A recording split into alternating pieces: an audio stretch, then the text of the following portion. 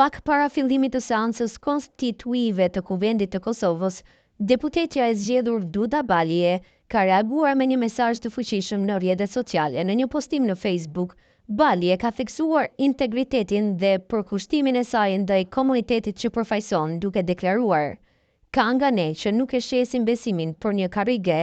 Reagimi i saj vjen në një kohë kur partitë politike janë në negociata të ndjeshme për formimin e qeverisë së re, ku edhe votat e komuniteteve jo shumicë, si ajo bosnjake, luajnë një rol kyç. Duda Balije është një nga figurat më të zëshme të komunitetit të bosnjak në Kosovë dhe ka qenë vazhdimisht aktive në çështjet që kanë të bëjnë me përfaqësimin dhe të drejtat e këtij komuniteti. Një nga kërkesat kryesore që Balije ka artikuluar publikisht është krijimi një komune me shumicë bosnjake në Kosovë, një kërkesë që ajo e ka vendosur si kusht për përfshirjen në cilin do koalicion qeverisës, përfshirë atë të Albin Kurtit apo të partive opozitare. Sipas saj, kjo nuk është një kërkesë e re, por një aspirat e kahershme e komunitetit bosnjak, që daton mbi 20 vjet më parë.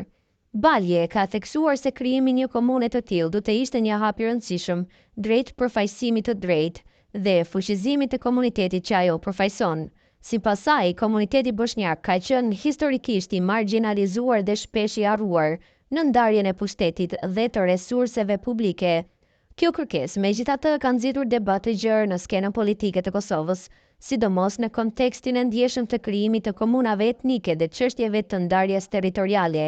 Pavarësisht sfidave, Duda Balije ka treguar një qëndrim të palëkundur, duke deklaruar se nuk do të bëjë kompromis në këtë drejtim, edhe nëse kjo nuk kuptojnë qëndrimin jashtë pushtetit.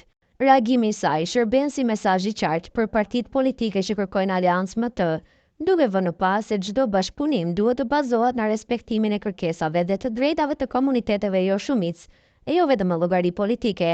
Me këtë qëndrim, Balije duket se po përpiqet të vendosë një standard të ri të përfaqësimit politik, ato të ndershmërisë, integritetit dhe përkushtimit ndaj votuesve.